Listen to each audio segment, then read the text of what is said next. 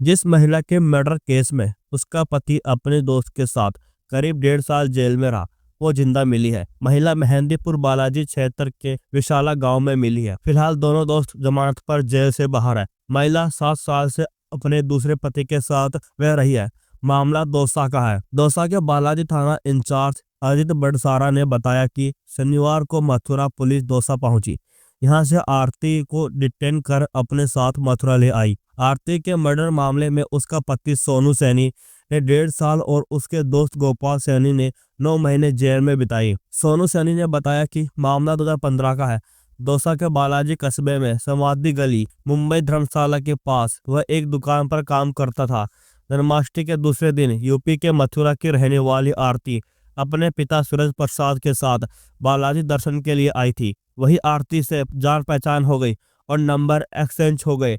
करीब 20 दिन बाद आरती अकेले बालाजी आई और दुकान पर पहुंच गई। उसने सोनू से प्यार का इजहार किया और शादी की इच्छा जताई। दोनों ने सहमति से बांदीकुई कोर्ट जाकर 8 सितंबर 2015 को कोर्ट मैरिज कर ली। सोनू ने बताया कि शादी के बाद वह आरती को अपने गांव रशीदपुर लेकर चला गया। वहां पहुंचते ही आरती ने उसने जायदाद अपने नाम कराने 4 व्हीलर व 50,000 रुपए की डिमांड की। सोनू ने इसके लिए मना किया तो वह 8 दिन बाद अचानक लापता हो गई। सोनू ने आरती को जयपुर, भरतपुर, अलवर, दौसा व महुआ क्षेत्र में काफी तलाश किया, कोई सुराग नहीं लगा। इसके बाद वह मेहंदीपुर बालाजी में एक दुकान पर मजदूरी करने लगा। आरती की गुमशुदगी की रिपोर्ट सोनू ने थाने में नहीं लिखाई। उसने बताया कि आरती घर से भागकर आई थी। ऐसे में उसकी गुमशुदगी लिखाकर कोई आफत मोल नहीं लेना चाहता था। वह अपने स्तर पर ही आरती को ढूंढता रहा। आरती के लापता होने के बाद उसके पिता सूरज प्रसाद ने वर्दावन कोतवाली थाने में 25 दिसंबर 2015 को गुमशुदगी दर्ज करवाई। रिपोर्ट में सोनू सैनी निवासी रशीदपुर, बगावन उर्फ गोपाल सैनी निवासी उदयपुर व अरविंद पाठक निवासी अलवर के नाम का भी जिक्र किया। गुमशुदगी दर्ज होने के बाद 29 दिसंबर 2015 को मथुरा जिले के नहरी क्षेत्र में एक 35 वर्षीय अज्ञात महिला का शव नहर में मिला। पुलिस ने गुमशुदगी दर्ज करवाने वाले आरती के पिता सूरज प्रसाद से शव की पहचान करवाई। सूरज प्रसाद ने शव की शिनाख्त बेटी के रूम में कर दी। उसने शव का अंतिम संस्कार भी कर दिया। शव मिलने के 6 महीने बाद 17 मार्च 2016 को सूरज प्रसाद ने सोनू समेत कई लोगों पर हत्या कर शव फेंकने का आरोप लगाते हुए एफआईआर दर्ज करवा दी। इसके बाद वर्दावन पुलिस ने बालाजी पहुंचकर सोनू व गोपाल उर्फ भगवान सिंह को भी हिरासत में ले लिया। पुलिस ने पूछताछ के बाद सोनू व गोपाल उर्फ भगवान सिंह को 302 का आरोपी मानते हुए चार्जशीट पेश कर दी।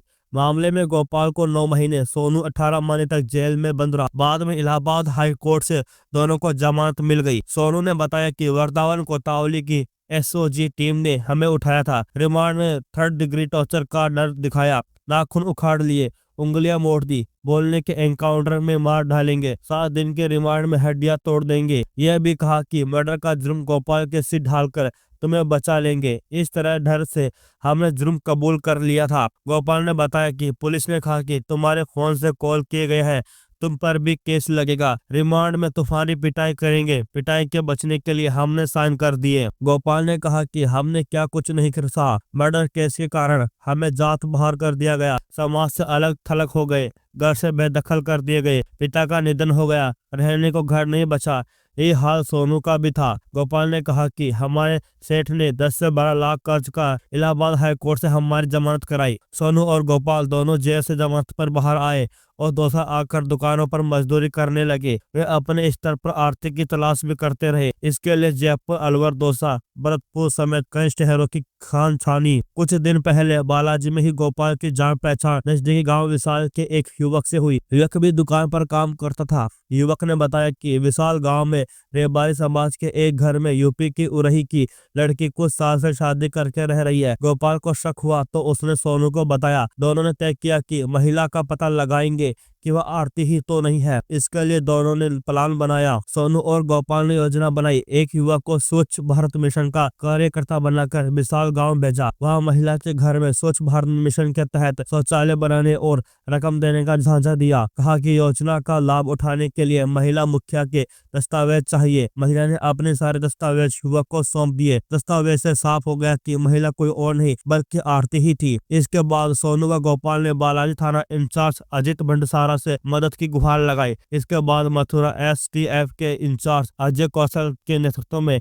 टीम विशाल गांव पहुंची। टीम के एक सदस्य ने वेरिफिकेशन के लिए अकेले पहुंचकर महिला से बात कर पहचान की पुष्टि की।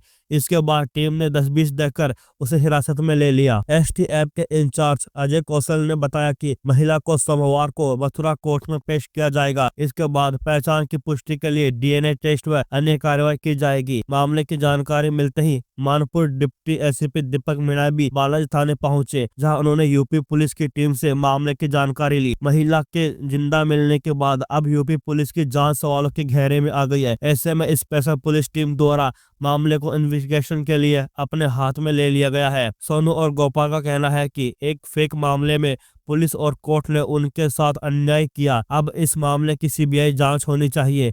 जेल जाने के कारण हमने बहुत कुछ खोया है, अब हमें न्याय चाहिए। इस खबर को सुनाने का हमारा उद्देश्य ये था कि इस समाज में कैसे कैसे लोग रहते हैं और कैसे हत्या कर देते हैं और कुछ गंदे मामलों में उनको फंसा लिया जाता है।